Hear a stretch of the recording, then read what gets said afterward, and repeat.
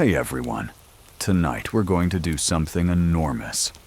Something so big, so incredibly old, and so slowly built that it seems like a physical example of how bureaucratic systems don't move. The Chinese Great Wall. If you feel comfortable, please close your eyes and picture that you are not sitting in your comfortable bedroom, but on a dusty ridge in what will one day be northern China, with the gritty soil between your toes. The air is thin and cold, and it carries the distant, boring sounds of work. Instead of the sharp, frantic sounds of urgency, you will hear the deep, heavy rhythm of people engaged in tasks they know will take generations to complete. You can see mountains that go on forever, brown and without trees, stretching out under a vast, empty sky. The only sound is the thud of rammed earth, which is hushed. You are about to see something that has never happened on Earth before. This is the story of construction projects that stopped, materials that ran out, emperors who changed their minds, and defense lines that were left behind before the mortar even dried. You probably won't be able to stay awake while reading this much careful, detailed historical language, because it works so slowly, it could be the best sedative ever made. Please like the video and subscribe before you get too comfortable, but only if you really like what I do here. That's okay if you are already falling asleep. If you want to talk, tell me where you're listening from and what time it is there. Nowhere. Now turn down the lights. You could turn on a fan to make a soft background noise, and then let's get ready for tonight's journey together. The beginning of our story, or really the primordial ooze from which the Great Wall will eventually congeal, is not a single huge construction project, but a series of small, desperate movements by kingdoms that are fighting each other. You are in the 7th century BCE, during the spring and autumn period, which was a very chaotic time that would lead to the even more chaotic Warring States period. It's like a really messy neighborhood fight in ancient China, but all the neighbors have armies and like to settle arguments with spears. You are watching states like Qi, Chu, and Yan build things. These walls aren't meant to go across continents. They are fortifications that are spread out and not connected. It's like putting up a fence that is a little higher than your neighbor's. Your neighbor is the only nomadic tribe that has great horse skills and doesn't care about property lines. For example, the Cheese State is dealing with the barbarians from the north. They would rather not put up walls all over the north. They are only putting up short, strategic sections of wall and watchtowers to protect their borders, and most importantly, their valuable farmland. You can feel the fear that is making these developments happen, as well as the localism that is keeping costs down. Rammed earth, or hang-to, are the most commonly used materials. Think of a large wooden frame that looks like a big boxcar, but doesn't have wheels. People dump loose dirt, sometimes with gravel or chalk, into this frame. Then they use big, heavy pounding tools, like thick wooden logs or mallets, to slowly and carefully pack the dirt down. The thickness of each layer is only a few inches. After the frame has been compacted, it is lifted and moved slightly, and the process starts over. If you build it right, the wall will be strong. However, the purpose of the process is to assist people in achieving better sleep. This is where the wall's natural slowness starts. A single command with unlimited resources is not building it. Regional governors are responsible for building it. and they need to take conscripted workers away from rice paddies during the off-season. The building stops and starts depending on the rice cycle, the mood of a local lord, or the sudden need to fight with the next-door state. They hate Xiao just as much as the northern tribes do. These early walls appear as a mosaic of fear. Some are tall, some are short, and some are made of dirt. Some people use stones from the river. There isn't even a thought of a magnificent wall yet. It's just a bunch of little walls that need to be there. Historians still don't agree on whether these first broken walls were mainly built to keep nomads out, or just to mark the border in the never-ending game of who owns this hill among the Chinese states. The fact that there isn't a clear purpose for everyone is definitely a factor in the lack of uniform construction speed. And here's a strange fact to keep you awake for another minute. Some of these early parts weren't just made to fight people from outside. The Chu state built a wall called the Chu Square Wall. It looks like it was meant to control internal migration and mark off administrative districts. It wasn't so much about keeping the Mongols out as it was about making sure everyone paid their taxes and stayed where they were supposed to be. In effect, it was a huge exercise in herding cats across a huge area for many centuries, which meant a lot of frustration. Think about all the forms. You can almost hear the old Chinese clerks complaining about how the farmer filled out his border crossing permit wrong. This fight will never end. So for now, you can only feel the pulse of these early, scattered projects. There are a few hundred feet of rammed earth here, and a small stone fortress there. It doesn't really look like a wall. It's more like a bunch of anxiety attacks that happen in different places. The people who are building it are worn out. They are sick of it, and they know that the next group of northern riders might just ride around the end of the section they just spent 6 months compacting. However, they continue to build slowly and carefully on what they have, as the alternative of doing nothing is not viable. The rhythmic thud, thud, thud is fading away. And for now, the wall isn't a wonder of the world. It's just a bunch of dirt mounds that are very, very long and very, very slow.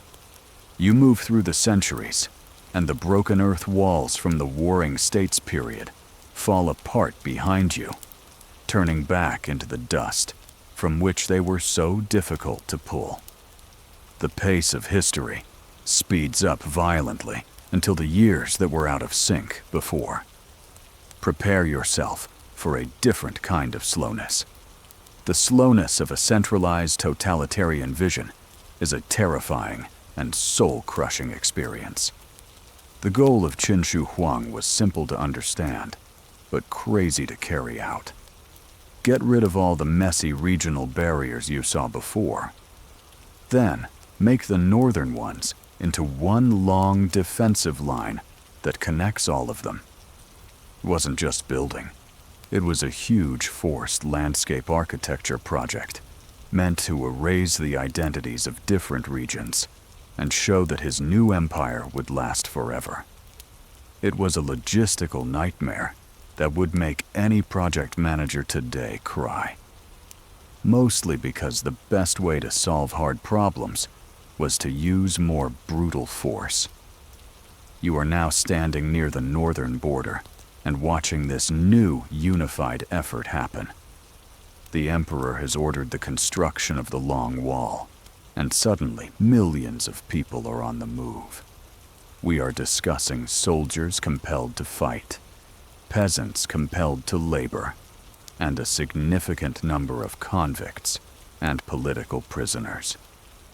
These impoverished individuals, who formed the core of the early war, faced 3 options: Either they would build the wall, perish in the process, or face execution for disobedience. It was a wonderful way to meet your quarterly construction goals, but it didn't do much for morale. It's difficult to understand how big of a job it is to coordinate this effort across thousands of miles.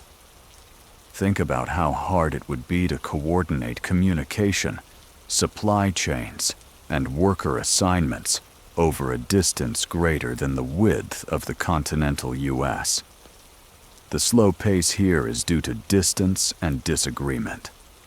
The fastest way to talk to someone is to be a drained runner or a horse that hasn't eaten well in days.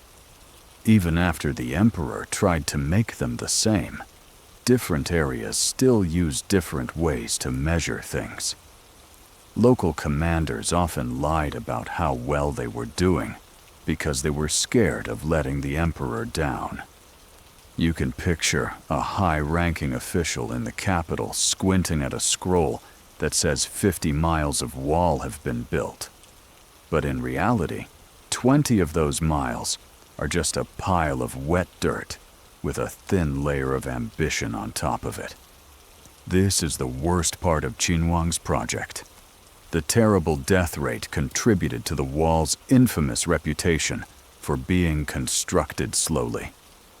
A well-known fact about history is that the wall got its sad name because so many forced laborers died there. It became known as the world's longest graveyard.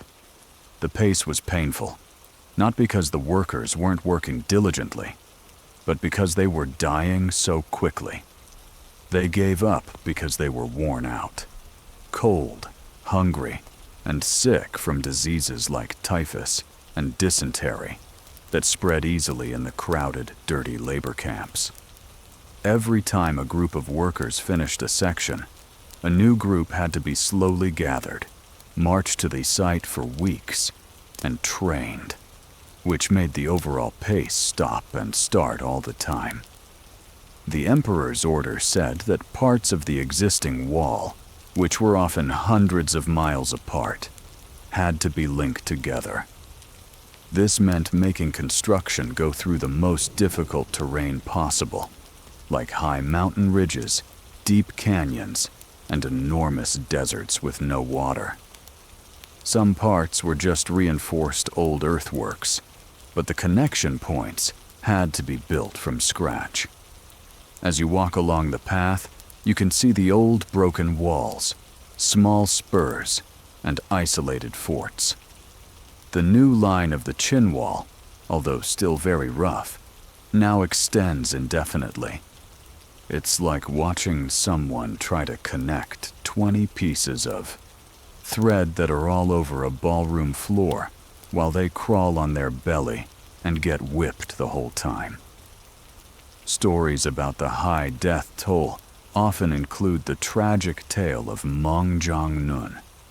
Although her story may be fictitious, it vividly illustrates the immense toll it takes on people. People said she was a peasant whose husband was forced to work on the wall right after they got married. When winter came, she traveled thousands of miles to bring him warm clothes. But when she got there, she found out he had died and been buried inside the wall. Her crying was so loud that it made a part of the wall fall down, showing his bones. This story about the crying wall spread like wildfire, becoming a folk tale that quietly protested the state's cruel, slow-moving power. Historians are still debating whether Qin Shi Huang's first construction was a major success in defense or just a huge vanity project meant to keep the huge number of people he had just conquered busy. Was the war mostly about protecting people? Or was it a huge job program for people who were against the government?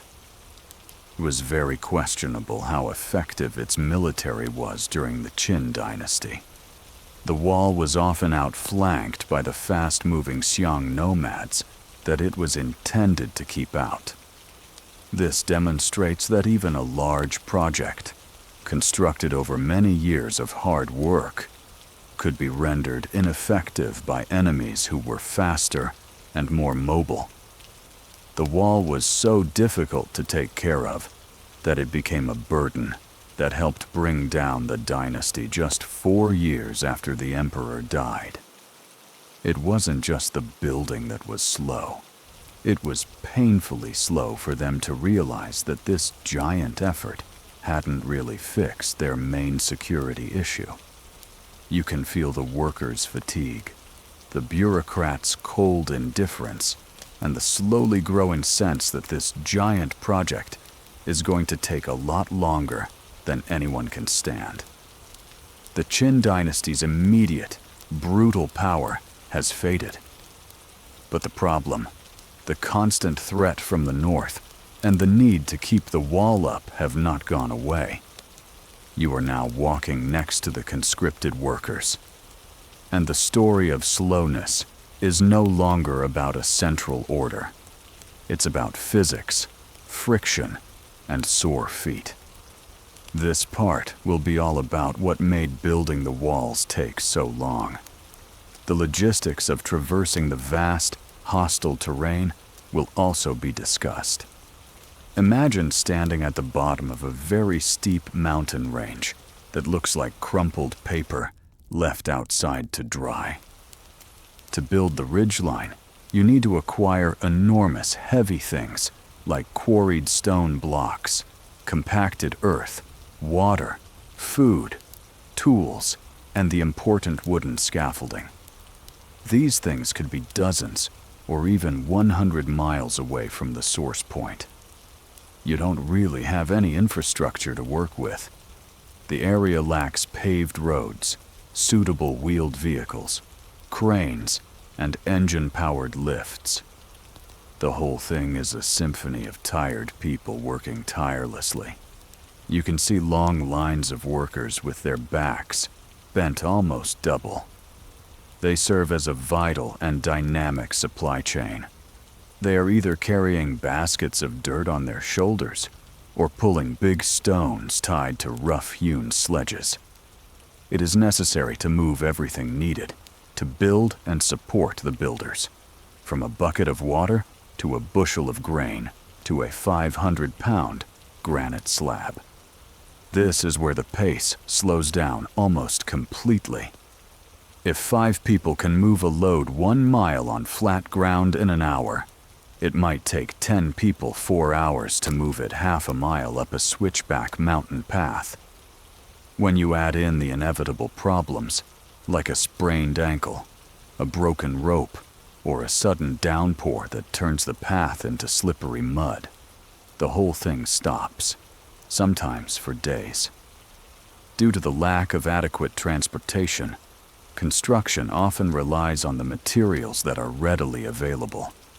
You use crumbly shale to build, if there is crumbly shale on a nearby hill, even if granite is only 20 meters away. You shouldn't use neatly dressed blocks from a quarry far away for a foundation. Instead, you should use rounded pebbles from the riverbed. The early walls have a patchwork look because of this. This structural flaw necessitated constant, slow repairs later on. In one part of the construction process, progress was often slow because workers had to wait for a painfully slow convoy of oxen or donkeys that were so overloaded they were on the verge of collapsing to deliver the next batch of supplies. A common historical fact is that ancient builders often had to make temporary roads, or more accurately, clear and stabilize paths before they could build the wall itself. This procedure was done to make it easier to move supplies. These supply paths were engineering marvels in their own right, as they required clearing rocks and packing soil on steep slopes. You can picture the workers spending weeks flattening a path so that the building materials could crawl along it. It often took twice as long to build the road to the wall as it did to build the wall section itself once the materials finally got there. It's the best way to show how difficult it was to move the heaviest stones up the steepest slopes before the real work could even start. This phenomenon was especially true during the later, more advanced Ming rebuilds.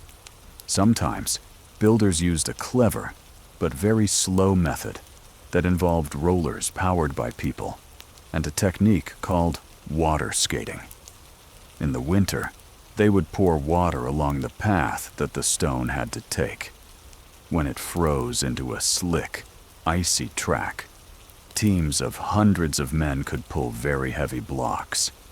The decrease in friction made their combined force stronger.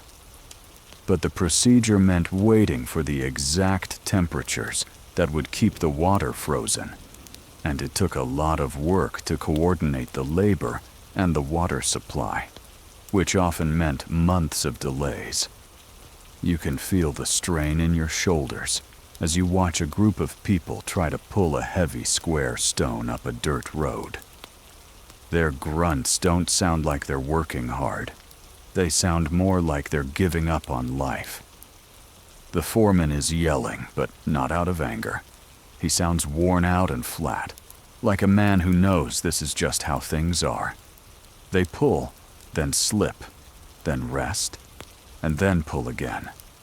Every yard gained is a massive win against gravity and friction. And the question that still needs to be answered, which is the subject of an open scholarly debate, is whether the difficulty of transport was the main cause of death instead of inadequate food or conditions. Historians still disagree on whether the physical stress and sheer exhaustion of hauling stones and dirt up mountains for 16 hours a day was the main cause of death for the conscripted workers. It's true that the wall's progress wasn't a straight line on a map. It was more like a series of painful lurches forward that lasted for decades. Before each lurch, there was the back-breaking work of getting the ground ready and hauling the supplies. You realize that building the war wasn't just about architecture. It was a test of how to get around the Earth's simple, unchangeable resistance. The building stops not because of an enemy army, but because the last man carrying the last sack of cement fell over and couldn't get back up. The rhythmic thud of the rammed earth goes away, leaving behind the silence of pure, unbearable human suffering. You are now leaving the world of logistics and entering the terrible truth of the labor camps. This reveals the true reason for the wall's slow and steady movement. This is where the Great Wall gets its dark reputation. The place where the cost is measured not in silver, but in human life, and where the slow pace is shown by the intentional, brutal devaluation of the individual worker. The workers were a sad tapestry made of desperation. Peasants were forced to leave their fields and leave their families to starve. Soldiers were put on construction duty as punishment, or when there was a lull in the fighting.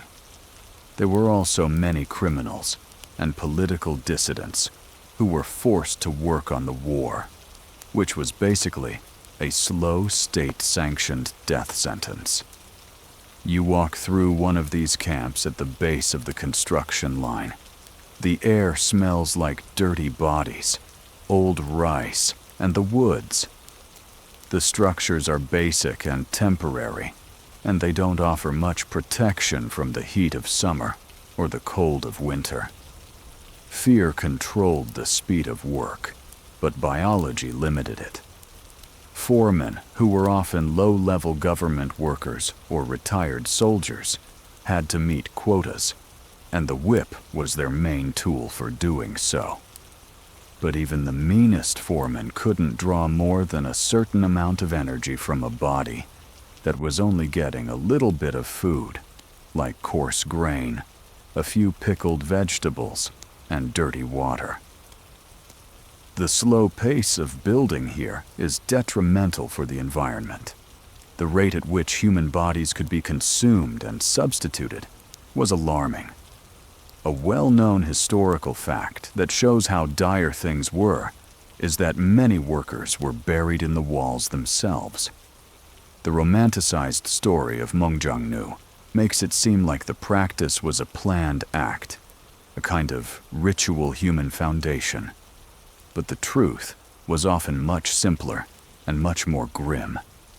It was easier, faster, and more efficient to cover the body with dirt and rocks and keep the building when workers died on the job, especially in remote, high-altitude areas. The method was better than hauling the body down the mountain for a proper burial. This is why the wall is rightfully referred to as the longest cemetery. Its construction involved both intentional and accidental burials. Each yard of wall you see is a grave that no one knows about. One of the main reasons the project took so long was that workers kept dying and had to be replaced. You see a crew try to lift a heavy piece of wood for scaffolding. One man slips, falls, and is quickly and efficiently dragged aside. His place was instantly filled by the next man in the line. There is no pause for grief, only a momentary hiccup in the slow grinding process. The value of an individual life has been calculated down to the cost of a few handfuls of grain. To get and keep highly skilled artisans, tribute silk was sometimes considered a more valuable form of currency than coins or grain. Stonemasons and engineers are needed for specialized parts of the wall, like grandiose and elaborate battlements. These skilled workers, unlike the common conscripts, were incredibly difficult to replace. The situation led to a strange duality. Cheap, disposable workers performed the majority of the work, while the empire used its most valuable resources to bribe those in need. You can imagine the irony of a peasant dragging a massive granite slab for no pay. The foreman in charge of him quietly adjusts his new silk belt, but the environment itself was also to blame for the slowness and death. The construction often took place on the ridges of the Yanshan and Yinshan mountain ranges, where the winds were fierce and temperatures swung wildly. In winter, tools would freeze to skin, and in the summer, the lack of shade caused widespread heat strokes. This environmental friction was a constant, debilitating drag on the pace of construction, leading to enforced pauses that could last for months, contributing significantly to the wall's agonizing stop-start-start history. This brings us to the open academic debate. Historians still argue whether the high death toll was primarily due to the harsh conditions and heavy labor, or whether it was an intentional, though unstated, policy of social control. Was the wall an efficient military barrier? Or was it a massive self-regulating system for getting rid of unwanted groups of people and keeping unhappy people busy and alone on a remote frontier until they died? The fact that millions of dead and dying workers have to be constantly sourced, marched, and replaced shows that the bureaucracy is perfectly fine with this enormous, constant flow of people. In this case, the wall is the best example of how power can be cruel and slow. You feel the weight of this history, the soft thud of another load of dirt, and the even softer thud of a body giving out. You realize that the wall's slowness is a sign of how slowly people live on the edges of the empire. The human cost of the Qin wall is now a thick, inescapable layer beneath your feet. But the structure itself, the thing they died building, is surprisingly simple, which shows how rushed and desperate they were to make it. You are now examining the materials and methods of this initial Great Wall and realizing that the terrifying slowness of the process was not always rewarded with lasting quality. Remember those fragmented regional walls from Section 1? When Qin Shan brought the empire together and made those broken-up walls connect, his engineers were under a lot of time and resource pressure. The resulting wall was, to put it gently, a mixed bag of quality control. It wasn't a single, cohesive architectural achievement. It was more like a hastily put-together scrapbook of whatever materials were available in the area. This wall serves as a stark reminder of the severe constraints imposed by the slow and painful transportation process we previously discussed. The primary material visible here, particularly in the middle and eastern sections, is still rammed earth, also known as hang-to. Imagine standing in a high, narrow trench. The workers are packing layers of low, a fine yellow wind-blown silt into massive timber frames. They pound it with those heavy wooden rammers, layer upon layer. Thud, thud, thud. While the process may seem monotonous, when executed correctly, it yields remarkable results. Properly rammed earth structures, some built thousands of years ago, are so strong that they don't erode naturally. And even when people try to dig them up, they become as hard as soft concrete. The slowness is the most important part. The tamping must be executed flawlessly, and the moisture content must be precisely calibrated. Otherwise, the entire structure risks being washed away during the next heavy rainfall. The fact that any of the Qin Wall still stands today is a testament to the hard work of the miserable workers who built it. But the wall had to go over very different kinds of land. You start to see more stone and rubble as you walk west into the more rocky areas, but not the nicely dressed blocks that constitute the later Ming Dynasty wall. You see rough-cut or even field stones just piled up instead. Occasionally they are held together with a simple mud mortar, and other times they are just stacked dry and held together with earth. In the western deserts, where fertile soil was difficult to come by and people were desperate for resources, you can discover real fringe and strange things. Parts of the wall are made of layers of tamarisk reeds, willow branches, and gravel from the area. These organic materials were put down, pressed down, and then covered with a thin layer of dirt. It sounds like something a group of desperate Boy Scouts would do.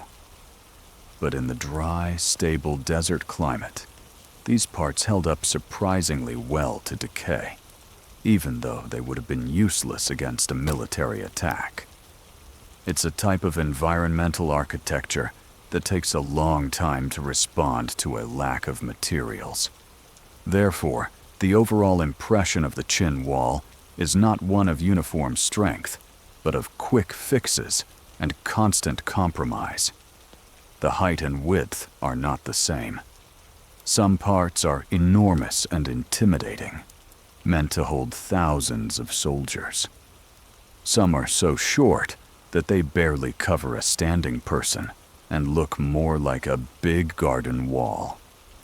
Historians still don't agree on whether the difference in materials and sizes was a planned strategy to save the best materials for the most vulnerable passengers, or just a result of the logistical chaos and lack of local materials.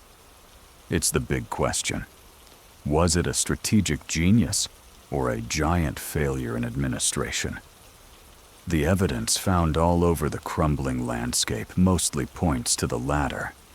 You can see the workers trying to level a section of land. They don't have any fancy surveying tools. They just have ropes, basic water levels, and a lifetime of experience with how the earth moves. Endless, slow, and repetitive adjustments make the accuracy possible. It takes hours of dragging, filling, and tamping to make even the smallest change in the alignment. This picture has a lot of deep, soft sarcasm in it.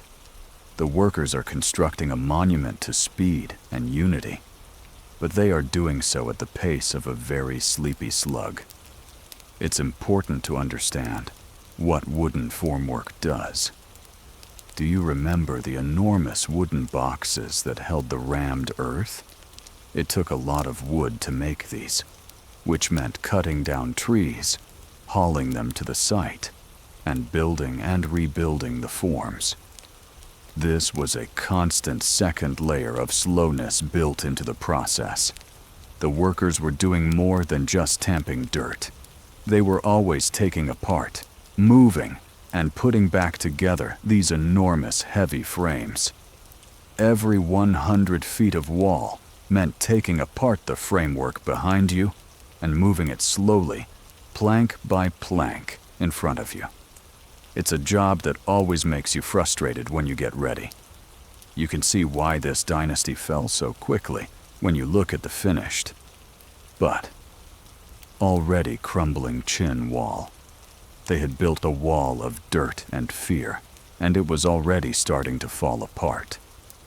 The fast pace of construction was soon followed by a significant decline in administrative efficiency.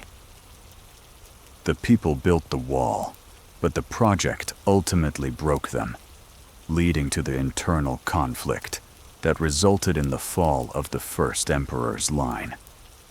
The wall was constructed rapidly, considering the number of workers involved, but the development of reliable military infrastructure was very slow. The Qin Dynasty fell apart rapidly, showing that even a giant wall built with the blood of millions couldn't protect a government that was already falling apart. You see the harsh militaristic empire fall apart and go into civil war, and the rough earthen structure you just looked at starts to fall apart. But history, like a perfectionist architect, never really gives up on its work. The Han Dynasty, which ruled from 206 BCE to 220 CE, takes over the torch for slow, steady wall building. The Wool Project gets a new and important purpose under the Han. The story of slowness changes from desperate defense to planned strategic growth. The main goal is no longer just to keep the new nomads from the northern Shang out of central China. It's about keeping the empire's important and growing economic arteries safe. You can now see the wall slowly and painfully stretching deep into the deserts and high plains of the west, drawn by the promise of the Silk Road. Picture yourself on the western edge of the Qin Wall's land. Emperor Han Wei knows that China needs to protect the trade routes that lead to Central Asia if they want to control them. These routes bring in silk, spices, and other exotic goods. This means slowly and carefully building thousands of miles of new fortifications across some of the most barren and resource-poor areas on Earth, like the Gobi Desert and the Hexi Corridor. The logistics are now even more confusing than they were in the Qin era. The challenging climbs in Section 3 are replaced by the cruel emptiness of the desert. Everything, including water, food, wood for tools, and especially people, has to be marched across a wasteland with no tracks or roads, which can take months. The speed of construction slows down a lot because of the slow speed of a camel caravan carrying valuable water and the wind's constant ability to erode things. It is a well-known fact that the Han engineers who lived in this dry area perfected the desert wall technique. The Han engineers often built walls out of local materials that were laid horizontally, instead of using the common rammed earth from the east, which required soil and water. You can see rows of compressed materials, such as gravel, mud, and layers of local reeds, tamarisks, and willow branches that have been laid down and tightly tamped. This technique made a structure that was surprisingly stable and could withstand strong winds, which was perfect for the desert climate. They learned this skill only through years of slow, careful trial and error. This architecture represents a form of surrender that utilizes the resources provided by the environment. As you walk west, the wall here is more of a thin line of defense and separation than a massive wall. A low, often crumbling wall connects a chain of signal towers and garrisons. Building this strategic extension in stages, one fortified beacon at a time, took a long time. Each new tower was like a small, separate, and very lonely outpost of Han power. The goal wasn't to stop an army, but to make a presence, which was a delicate way to claim large areas of land. Building stone structures was expensive and took a long time, and it was difficult to deliver grain to the troops.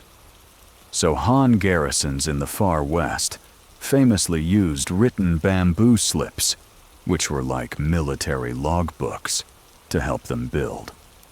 They would put these slips with records and orders into the wall's foundation. This process not only kept track of the section's history, but it was also a one-of-a-kind way to seal the building records inside the building itself. It's a wonderful but slightly paranoid way to store old, non-digital data. This time starts the big open academic debate about what the wall was for in the West. Historians still don't agree on whether the wall's main purpose in the Hexi corridor was to protect against the Xiongnu, or just to serve as a visible boundary that protected the tax base and showed the state's control over the profitable Silk Road. The wall, being porous and focusing on signal towers instead of height, appears to be more of a very, very long, slow piece of infrastructure designed to ensure that merchants paid their tariffs and that communication could travel quickly, and quickly crossed the desert. You can feel the dry heat and see the flat horizon that goes on forever. The feeling of slowness here comes from being far away from other places. Being sent to build the Han Wall meant not only hard work for a worker, but also a long exile from the fertile heartland and a slow decline in their mental and physical health in the empty quarter. The work was slow because no one was happy, and the closest person who could fill in was probably 6 months away. The wall moves forward slowly and steadily every year, pushed only by the strong, slow-moving currents of global trade and imperial ambition. The wall now goes all the way into the harsh desert. You've seen it built from reeds and dirt, and it's a thin, broken line. It is not even close to the stone giant that most people envision. But the lonely, permanent structures that made the wall work were even more important than the wall itself. The signaling systems and watchtowers. You are now stationed in one of these remote Hanera towers, where communication and vigilance are slow, not construction. Imagine being one of the few men who had to keep an eye on a watchtower that was dangerously high up on a ridge or a lonely dune in the desert. The tower itself is a monument to careful, slow placement. The tower had to be high enough to see clearly, close enough to the next tower to send and receive signals, and far enough apart to cover the maximum area. The distance between these towers which is usually a mile or two but can be much longer in the deep desert, shows how carefully and slowly ancient engineers surveyed the land. They had to carefully map the sight lines so that an intervening hill or a curve in the land never broke the important visual link. The whole defense system depended on a smart but crude way of communicating. The signal system used smoke during the day and fire at night, along with flags, drums, and horns. The system was designed to send signals that would inform people of an enemy's presence, strength, and location. A common historical fact is that a single column of smoke or flame meant that there were fewer than 500 riders. 2 columns meant 500 to 3,000 people, and 3 columns meant a giant army. You have a long, boring day on the platform. The slowness is killing me. For me. For weeks or months, nothing happens. Then, on a clear, calm morning, your friend points. A small, dark plume of smoke rises from the old tower far away on the horizon. This is where the slowness becomes crucial. You need to check the signal first. Is it dust? Is it a fire that happened by accident? Is the wind messing with you? It can take excruciating minutes to go. Through this verification process, which involves careful observation, then you have to make your own signal. You don't just start a fire. The smoke needs to be thick and easy to see. To achieve this, certain materials that burn slowly are used. Some parts of the desert wall, especially during the Han period, show that the builders used wolf-dung as a main ingredient in their signaling fires. People thought that the fat and specific makeup of the wolf-dung made a dark, heavy, unique smoke column that could be seen from the farthest distance, even when it was dusty. This set it apart from a regular fire. It is funny, if somewhat gross, how much work it took to gather enough wolf-dung to set off a big alarm signal. This episode shows how far the garrisons went to make sure communication was possible. Once you get the signal, you must light your fire and hold it for the right amount of time. Thereafter, you wait and watch the next tower. You are completely dependent on how alert they are, how clearly they can see, and how quickly they can get your message across. Even if everything went perfectly, it could take hours or even a whole day to complete the entire chain, which stretched hundreds of miles back to a major garrison or imperial capital. The threat is moving a lot faster than the warning because the distance is so great. Because the wall's communication was slow, reinforcements always got there late. Being alone makes you feel deeply tired of life. You spend your whole life sweeping the platform, checking the signal materials, and staring at a horizon that never seems to fill up. It is a slow, quiet, mental grind. The wall may have taken a long time to build, but the system it supported had to work slowly. This slow system caused many regional defenses to fail. By the time the Central Army mobilized and marched to the reported breach, the damage had already occurred. The wall may have taken a long time to build, but the system it supported had to work slowly. This slow system caused many regional defenses to fail. By the time the Central Army mobilized and marched to the reported breach, the damage had already occurred. This discovery starts a scholarly debate.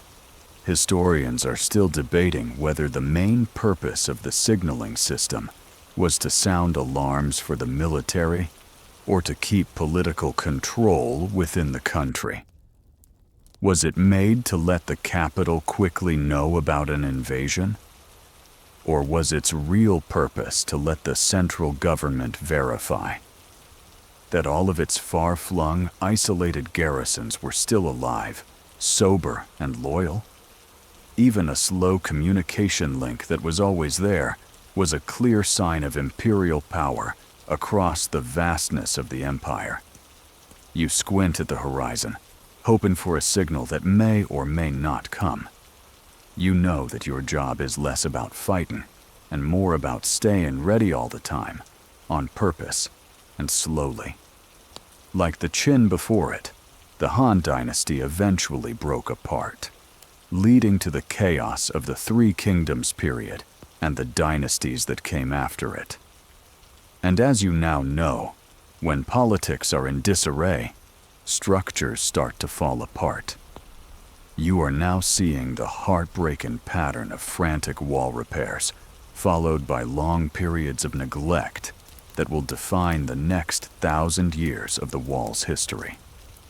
The rate of erosion and apathy shows how slow things are here. Picture yourself standing on a part of the wall during the short-lived and desperate Northern Qin Dynasty, which lasted from 550 to 577 CE. You are now walking down the wide, worn steps of a tower. The cool evening air feels refreshing on your skin. The air is clean and still. The wall, which is a dark, heavy strip of stone against the soft twilight sky, goes on and on. The line of history disappears into the hills. You need to rest. I know it's been a long, slow journey over thousands of years and thousands of miles. Think about how the rough, packed earth felt, how the wood smoke smelled, and how heavy the granite slabs were when they were pulled up the mountain. This quiet last moment is the result of all your hard work, time, and slowness. Let the size of this project finally sink in. It didn't happen in a day, a year, or even 100 years. Many people worked on it. They moved slowly, put each layer down carefully, and laid each brick with a deep, quiet understanding that their work was for a future they would never see. That slowness is what makes it strong. That's what makes it last forever. Your body is heavy, your mind is calm, and the pictures are starting to fade. You don't have to remember any of the facts right now. Just let my voice be the last soft anchor. You're safe. You are hot. And you are very, very far away from the cold, lonely wind that blows on the northern border. Take a deep breath and let it out. The past is over. The trip is over. Now, all you can do is let yourself sink slowly into the dark and quiet. The wall will still be there in the morning, waiting, quiet and slow.